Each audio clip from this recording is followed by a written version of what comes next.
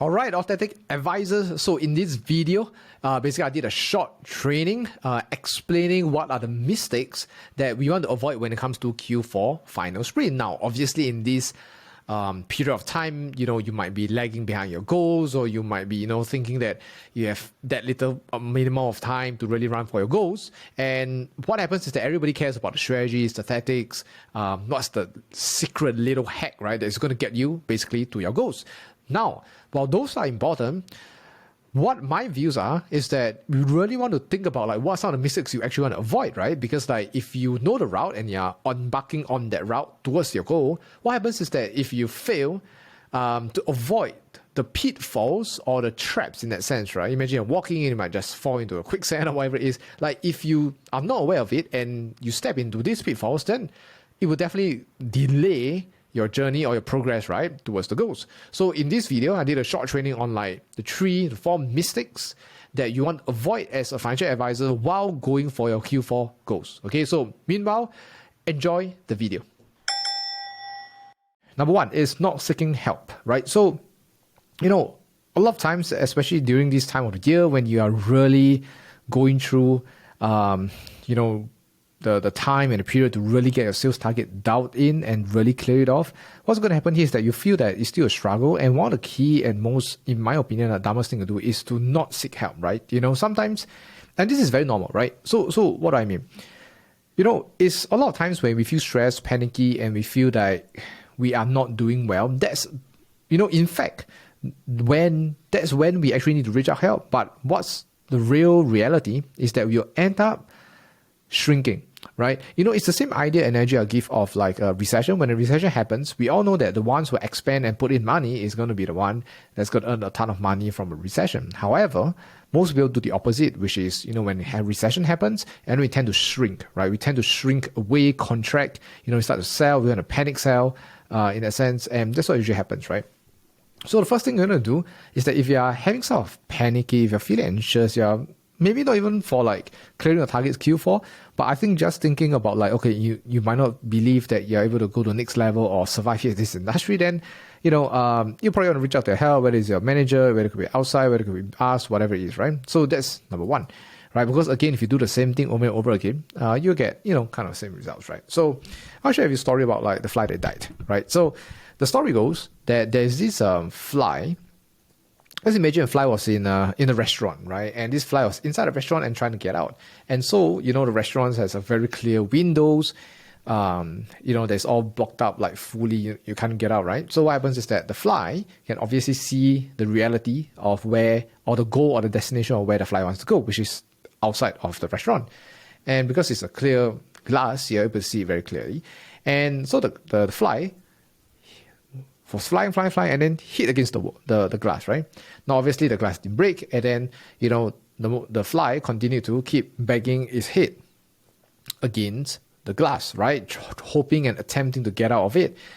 And after he tried like 5 minutes, the fly was exhausted because no matter how he tried, the glass didn't seem to break, and it remained where it was.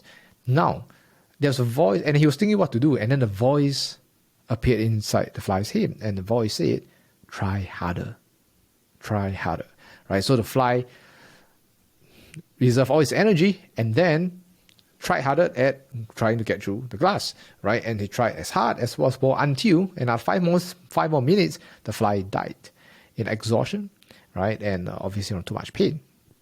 Little did the fly knew, if the fly moved 5 meters to the left, there was a door which the fly could just hit out, right? So what is the moral of this story? The moral of this story is that sometimes trying hard, working harder need not necessarily be the answer, right? It could be a prerequisite to find the answer, but might not be the answer, right? And if you can find a better place, a better route by moving to the left, and the thing is this, you don't even there's no effort, right? It was just moving towards left, and if the fly took a step back and have someone to help the fly see that there's a door, then it would have been so much more effortless, right?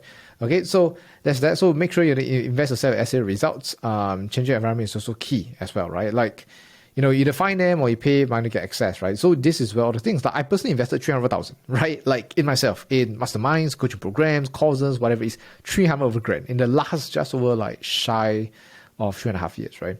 And when you really do that, you get skin in the game, and you get a lot more results, right? Just purely of how like human psychology is like, and also more importantly, you learn from the people who have done it. Okay, so there's that. And then number 2, right, is short term versus over long term, right? So that's a mistake. Again, this is mistake, right? So not what you need to do. Okay, so mistake, right? Short term over long term. So the game here in the business, in the industry, for any business to be a legend, right, to be really great at what they do, is to play long rather than playing in the short term.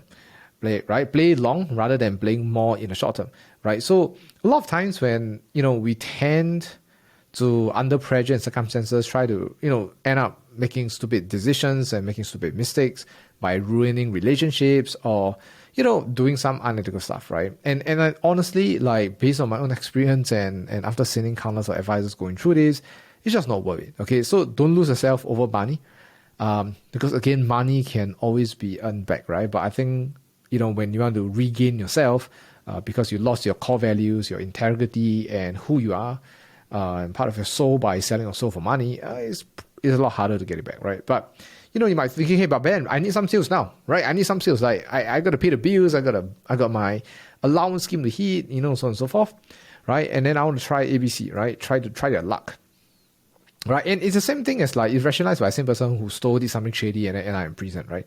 We all know the consequences, but yet we choose to do it just because of some short-term gain, just because we couldn't wait a little bit more, right? Now, again, sure, we got to pay the bills, right? But going to jail and going to prison is a sure way of not paying the bills. So unless you want it, then, you can go ahead with it, right? So this is something I would love to caution, especially I've been here for a while, for many years, and I've seen a lot of advisors go through this path, which usually doesn't end up, the right way, right? So again, a lot of people say want to try, but there's also a quote that I love, right? Which is, you don't need to go to prison to know that you don't like it, right? So you don't have to do stupid things to try out in that sense, right? So if honestly, folks, like if this year is really too much stress for you and you rather prepare for next year, then maybe there's another alternative altogether. Okay, so number 3, avoiding the pain, right? So you see, when you are going for there's nothing free in life, right? Whether, and especially when you try to go for a larger target with a shorter time span or time duration, then obviously you got to pay a higher price, right? It's the same thing as like, if like you're going for USS or you're going for some, Disneyland or whatever. It's like, if you want an express pass that gets you way faster, obviously you got to pay the price. It's more expensive, right? And therefore over here, if you want to do more and achieve more within a shorter period of time, you got to pay the price. The price is higher. Okay. So again, a lot of times we understand this, but yet we tend to avoid the pain. Okay. And giving up, waiting for next year, blah, blah, blah. All these are symptoms and signs of you avoiding the pain. Okay, so if you want, so think about it, right? Like life is cyclical, right? Life is always 2 sides to it, which is if you want happiness and success, you need to feel the pain and failures, right? There's no light without dark. There's no happiness without sadness. There's no good without bad. There's no ups without down. And I'll add in one more thing, right? There's no highs without lows, right? So I always tell and say this, right, which is if you want the highs in this industry, which is time flexibility, sky is the limit kind of income, and all the travel and incentive trips that comes along, then you gotta have to accept the lows that comes along with this as well, right? The rejection, the pain, the uncertainty, dealing with the emotional worry about it, that's the lows, right? You gotta come. It comes together, right?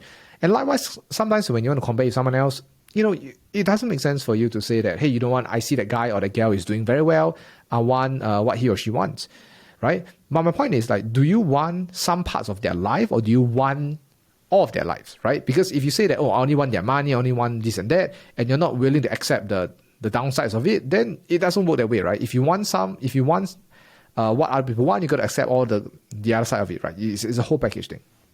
Okay, so hopefully this helps you, because one of the things I realized back to the recession energy is like when it's hard, that's where you need to lean in Okay, when the recession happens, that's where you need to lean in and expand and put the money in, not get it out, right? So likewise over here, when right now it's tough, you're worried and everything else, right? Stop running away, right? Running away is not going to do anything. It's not going to get you to your goals. In fact, running away is going to get you further away from your goals, right? So therefore, by the definition, by the logic of it, right, you want to lean in, right? Because at the end of the day, any obstacle, any challenge can be overcome.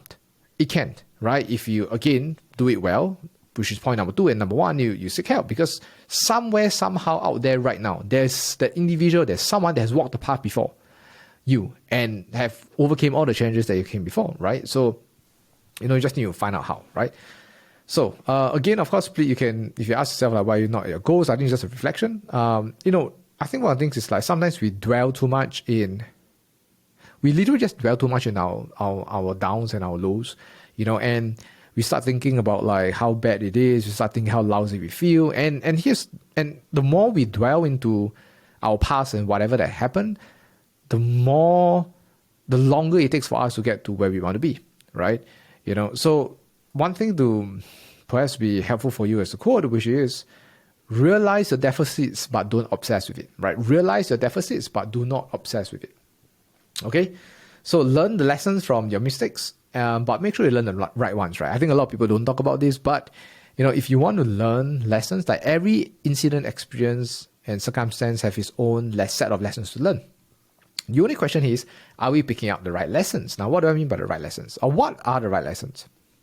The right lessons are lessons that will empower and serve you further towards your goal, right? And the wrong lessons are things like, for example, let's say you got dumped by a guy or you broke up with a guy or girl, right? Or someone cheated on you or whatever. And then your lesson learned was I got together with a guy and the guy dumped me. This means that all guys are cheaters, assholes, and bad people. Now, that's probably not the right lesson, right? Especially if your objective is to get engaged, get attached, and, have kids and all that stuff. Probably not the right lesson, right? So make sure you learn the right lessons, right? So that's basically the 3 key things. I'm not going to keep it too long, right? So what you need to do now is utilize this in the remaining days of Q4. Okay, so again, if you have questions, ask it inside the Advisor School community, or you can DM me on Instagram or whatever it is.